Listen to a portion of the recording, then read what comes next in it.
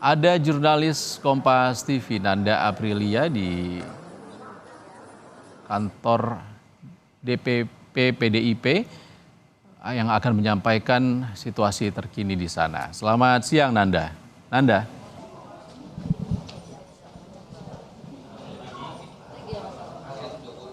Nanda, apa saja yang kemungkinan akan diumumkan oleh PDIP? Nanda, apa saja yang kemungkinan akan diumumkan oleh PDIP siang ini?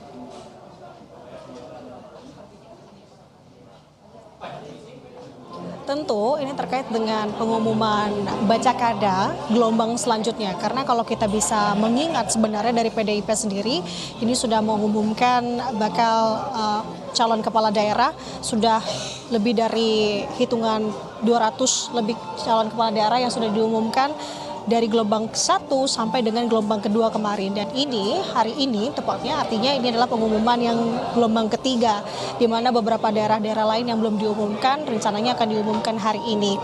Kalau kita mengutip apa yang disampaikan oleh Sekjen PDIP Hasto Kristianto di gelombang kedua beberapa waktu lalu yang baru-baru ini juga diselenggarakan, sebenarnya untuk PDIP sendiri ini merencanakan akan mengumumkan sampai dengan gelombang ketiga saja. Tapi hari ini Iksan dan juga saudara, kalau melihat dinamika yang ada khususnya di DPP PDI Perjuangan pada pagi hari ini sampai siang hari ini, tampaknya ada kemungkinan untuk skenario diumumkannya melalui gelombang keempat. Artinya tidak untuk semua daerah tidak diumumkan sisanya di hari ini. Nah, untuk daerah-daerah mana saja ini yang masih kita tunggu. Tapi kita masih menunggu juga sebenarnya siapa-siapa daerah yang belum diumumkan untuk di gelombang 3 hari ini. Karena kalau sebagai pengingat di sini Ihsan dan juga saudara, untuk daerah-daerah yang krusial seperti Jakarta, Jawa Barat, Jawa Tengah sampai dengan Jawa Timur itu belum diumumkan kalau melihat di gelombang 1 sampai dengan gelombang kedua kemarin.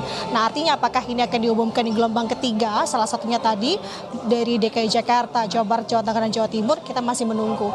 Tapi informasinya itu semua tidak dibacakan atau tidak disampaikan hari ini. Maka tadi kami selentingan mendengar informasi dari lapangan bahwa untuk khususnya di Jakarta sendiri ini akan diumumkan di gelombang keempat nanti, yang jatuhnya kapan ini masih kita tunggu dan juga konfirmasi apakah benar itu tidak disampaikan di gelombang ketiga hari ini ataupun nanti akan ada gelombang keempat.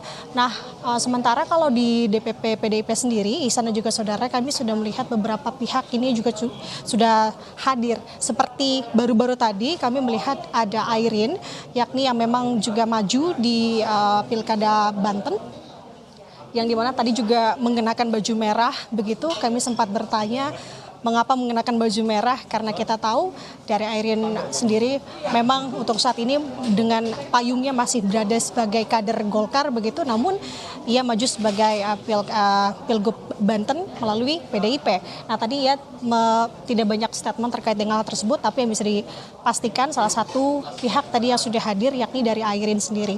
Nah, kemudian kami melihat juga tadi kalau menurut foto yang kami terima dari pihak PDIP, salah satunya juga ada Andika Perkasa, yang dimana kalau kita bisa mengaitkan kembali Andika Perkasa ini namanya juga cukup dilekatkan dan juga digadang-gadang masuk sebagai atau maju di Pilkada Jawa Tengah. Nah, apakah artinya hari ini seperti halnya pengumuman Banten, kemudian untuk Jawa Tengah ini sudah akan diumumkan hari ini? Kita melihat tokoh-tokohnya tadi yang memang digadang-gadang beberapa waktu ini sudah hadir di DPP PDIP. Nah, sementara itu salah satu nama yang tentu menjadi pemantik hari ini adalah Anies Baswedan, Ihsan dan juga saudara, yang dimana kalau melihat dari dinamika pemberitaan pagi hari ini, Anies sudah menggunakan baju batik berwarna merah, meminta restu kepada ibunda untuk berangkat. Nah, kita berangkatnya kemana sampai dengan saat ini memang secara kasat mata atau melalui pandangan mata kita di lokasi masih belum melihat adanya tanda-tanda Anies Baswedan di DPP PDIP, Ihsan. Tapi kalau melihat dari timnya Anies Baswedan yang biasa mengiringi Anies, ini sudah ada bersama kami sejak tadi pagi.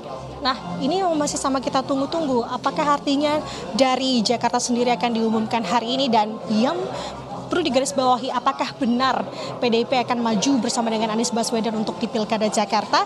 Kita masih menunggu konfirmasi lebih lanjut terkait dengan hal tersebut, Ihsan. Nanda, ada sejumlah nama sebenarnya yang bisa menjadi pilihan oleh PDIP, yakni kader PDIP, Basuki Cahayapurnama atau Ahok, dan juga yang akan dipasangkan dengan antara kedua itu, yakni Rano Karno yang juga disebut-sebut akan dipasangkan oleh calon gubernur di Jakarta nanti. Apakah Ahok dan juga Rano Karno sudah hadir di kantor DPP PDI Perjuangan?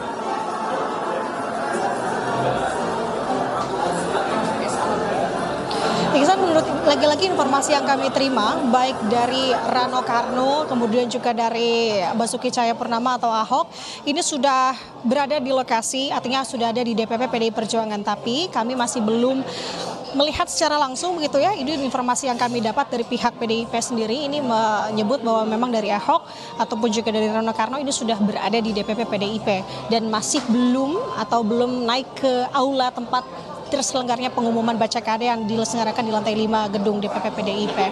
Nah, dinamikanya seperti apa? Ini mengutip lagi apa yang disampaikan oleh Sekjen PDIP Hasto Kristianto. Dinamis sekali.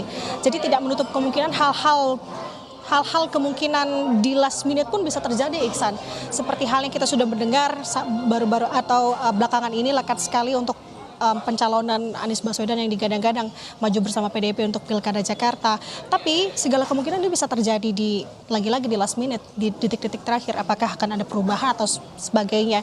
Dan apakah pagi hari ini Anies Baswedan di DPP PDIP untuk bertemu Ketum Megawati Soekarno Putri dulu terlebih tiga, kita masih menunggu. Karena sementara kalau dari Ketum sendiri Megawati Soekarno Putri ini sudah datang ke DPP PDIP sejak tadi pagi dan kita lihat bagaimana dinamikanya di lapangan saat ini. Iksan, kita akan sesegera mungkin menggambarkan kepada Anda. Baik,